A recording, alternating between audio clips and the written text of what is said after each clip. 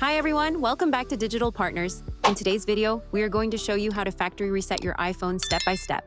Let's get started. First, open the Settings app on your iPhone. Before you reset your device, we recommend backing up your data to iCloud or your computer, since everything will be erased during this process. Now scroll down and tap General. Then scroll to the bottom and tap Transfer or Reset iPhone. Next, tap Erase All Content and Settings. Tap Continue, and then tap Erase iPhone.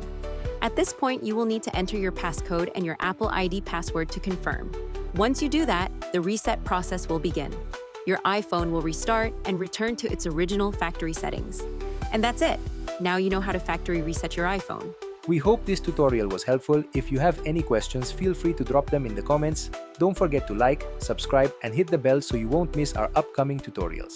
Thanks for watching Digital Partners, and I'll see you in the next video. Bye.